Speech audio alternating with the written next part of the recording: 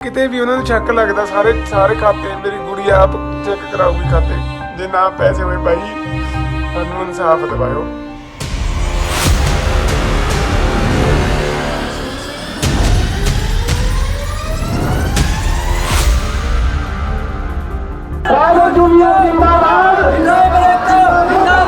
अठहत्तर साल होने के बाद भी आज ड्राइवर गुलाम है और कोई भी चालक को कहीं भी प्रताड़ित करता है तो उसे अपनी जीवन लीला समाप्त करनी पड़ जाती है। जिन मालिकों का हम काम करते हैं, बैल की तरह काम करते हैं, वही मालिक हमारे पर जुल्म ढाते हैं।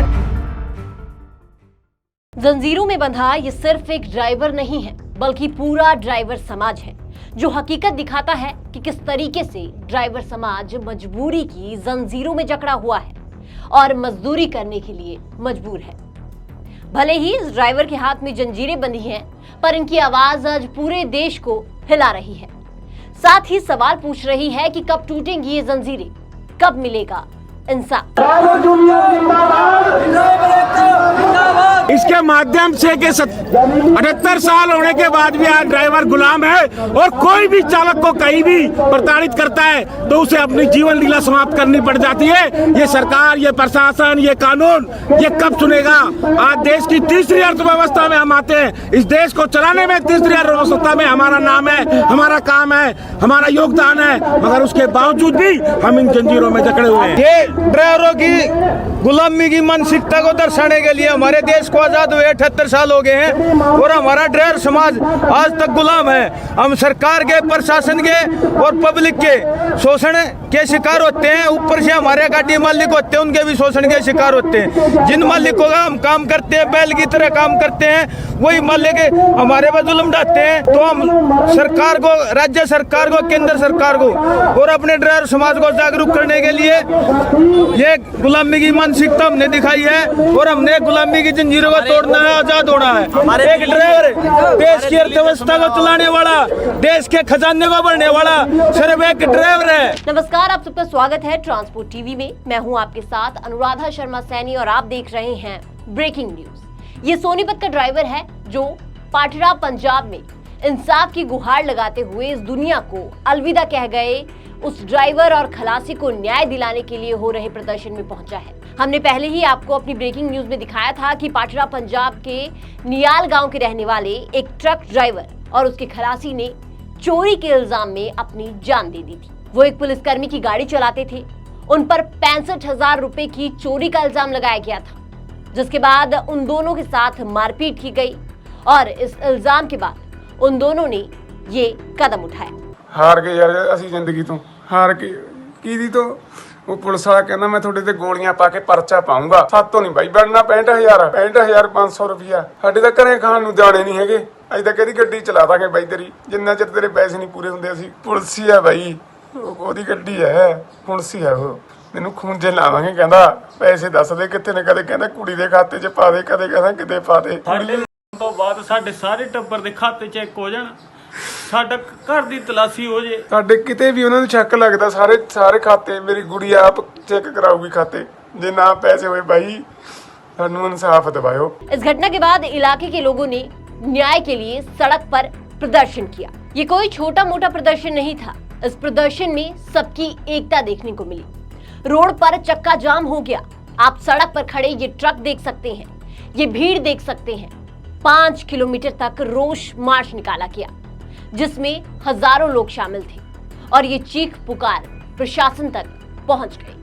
किसान यूनियनों, ट्रक यूनियनों, स्थानीय निवासी और इंडियन ऑयल टैंकर यूनियन के प्रेसिडेंट बिंदरजीत सिंह बिट्टू ने भी पूरा सहयोग दिया और परिवार को हर संभव सहायता मिल सके इसके लिए आगे आए। इन सब के प्रदर्शन में शामिल होने के बाद इस एकता ने ऐसा जोर पकड़ा कि प्रशासन को हिलाकर रख दिया, जिसके बाद प्रशासन ने ड्राइवर और खलासी के बेटों को सरकारी नौकरी देने का ऐलान किया है। जी हां, स्क्रीन पर आप देख सकते हैं कि ड्राइवर दविंदर सिंह के बेटे गुलाब सिंह और खलासी हरप्रीत सिंह के बेटे विशाल सिंह के नियुक्ति पत्र दिखाई दे रहे हैं। पुलिस ने यह भी कहा है कि हम हर संभव मदद देने की कोशिश कर रहे हैं और साथ ही पुलिस का कहना है कि 5 लोगों के खिलाफ गैर इरादतन हत्या का मामला भी दर्ज किया गया है। 3 की पहचान हो चुकी है और 2 अज्ञात हैं, जबकि इस घटना में जो मुख्य आरोपी है स्पेशल टास्क फोर्स एसटीएफ में तैनात एएसआई लखविंदर सिंह वो अभी भी फरार बताया जा रहा है। ਸਾਰੇ ਜਾਣਦੇ ਹੋ ਮੈਂ ਇੱਥੇ ਪੂਰੇ ਹਫਤੇ ਭਰ ਸੇ ਆ ਰਿਹਾ ਤੇ ਮੈਂ ਤੁਹਾਡੇ ਸਾਰੇ ਦੁੱਖ ਨੂੰ ਸਮਝਦਾ ਵੀ ਹਾਂ। ਉਹ ਜਦੋਂ ਮੈਨੇ ਮੁੰਡੇ ਦੀ ਵੀਡੀਓ ਦੇਖੀ ਮੈਨੂੰ ਆਪ ਬੜਾ ਬੁਰਾ ਲੱਗਿਆ ਤੇ ਅਸੀਂ ਪੂਰਾ ਐਫਰਟ ਇਹਦੇ ਉੱਤੇ ਲਾਇਆ ਵੀ ਹੈ, ਉਹਨੂੰ ਬੰਦੇ ਫੜਨ ਲਈ ਵੀ ਲਾਇਆ, 2 ਅਸੀਂ ਅਰੈਸਟ ਵੀ ਕੀਤੇ ਨੇ ਤੇ ਮੇਨ ਇਹਨਾਂ ਦੀ ਇੱਕ ਜਿਹੜੀ ਵੈਲਫੇਅਰ ਬੇਸਡ ਡਿਮਾਂਡ ਸੀ ਕਿ ਜੋ ਡਿਪੈਂਡੈਂਟ ਨੇ ਫੈਮਿਲੀ ਜਿਹੜੀ ਖਰਾਬ ਹੋਈ ਹੈ ਉਹਨਾਂ ਦੇ ਡਿਪੈਂਡੈਂਟ ਦੇ ਘਰ ਵਿੱਚ ਜਿਹੜਾ ਬੰਦੇ ਨੂੰ ਨੌਕਰੀ ਮਿਲੇ। ਡੀਜੀਪੀ ਸਾਹਿਬ ਦੀ ਪ੍ਰਵਾਨਗੀ ਦੇ ਬਾਅਦ एसएसपी साहब ने डायरेक्शंस दी थी कि जो भी डिपेंडेंट्स ने बेचारे जिन्हों के परिवार खराब हुए हैं इस दुखद इंसीडेंट के उन्होंने पंजाब पुलिस के उन्होंने योग्यता अनुसार सरकारी नौकरी अज तो ही दी जाती है। एक बंदा जो मेन लखा है वो भजया हुआ है, वो पिछे भी असी पूरी कैदत नाल लगे हुए हैं, उन्होंने भी असी जल्द तो जल्द फड़ के तो इंसाफ जरूर दिलावांगे। इस ब्रेकिंग में आगे बढ़ेंगे, लेकिन उससे पहले आप सबके लिए जरूरी जानकारी है। ट्रक हो या बस, टैक्सी हो या ऑटो, छोटा हाथी हो या पिकअप, इन सब का बीमा सिर्फ और सिर्फ ट्रांसपोर्ट मॉल से। गाड़ी की आरसी और पुरानी बीमा पॉलिसी आप अभी भेजें 90-831-90-831 पर। चलिए बढ़ते हैं आगे। सरकारी नौकरी के साथ साथ सरकार ने इन्हें फौरी राहत के तौर पर 4-4 लाख रुपए देने की बात कही है। आपको बता दें कि इस घटना के बाद, इस हादसे के बाद साथ ही 50-50 लाख रुपए सहायता राशि देने की भी बात जो है वो सरकार ने कही है। ਜਿਹੜਾ ਕੰਪਨਸੇਸ਼ਨ ਹੈ ਉਹ ਦੋਨੋਂ ਪਰਿਵਾਰਾਂ ਨੂੰ 4-4 ਲੱਖ ਰੁਪਏ ਦਾ ਕਰ ਦਿੱਤਾ ਹੈ। ਉਹ ਇਹ ਕੰਪਨਸੇਸ਼ਨ ਸਿਰਫ ਇੱਕ ਟੋਕਨ ਮਨੀ, ਇੱਕ ਜਿਹੜਾ ਸਟਾਰਟਿੰਗ ਅਸੀਂ ਪਰਿਵਾਰ ਨੂੰ ਦੇਖੋ ਕਿਸੇ ਦੀ ਕਮੀ ਤਾਂ ਅਸੀਂ ਨਹੀਂ ਪੂਰੀ ਕਰ ਸਕਦੇ, ਬਟ ਇੱਕ ਮੋਰਲ ਸਪੋਰਟ, ਫਾਈਨੈਂਸ਼ੀਅਲ ਸਪੋਰਟ ਦੇਣ ਨਾਲ ਅਸੀਂ ਉਹਨਾਂ ਦੀ ਹੈਲਪ ਜ਼ਰੂਰ ਕਰ ਸਕਦੇ ਹਾਂ। ਤਾਂ ਰਾਈਟ ਨਾਓ ਇੱਕ ਵਾਰ ਸਟਾਰਟਿੰਗ ਵਿੱਚ ਅਸੀਂ 4-4 ਲੱਖ ਰੁਪਏ ਦੋਨੋਂ ਪਰਿਵਾਰਾਂ ਨੂੰ ਦੇ ਰਹੇ ਹਾਂ ਅਤੇ ਨਾਲ ਹੀ ਅਸੀਂ सीएम ऑफिस च 50-50 लाख दोनों परिवारों लिए लिख दिता है।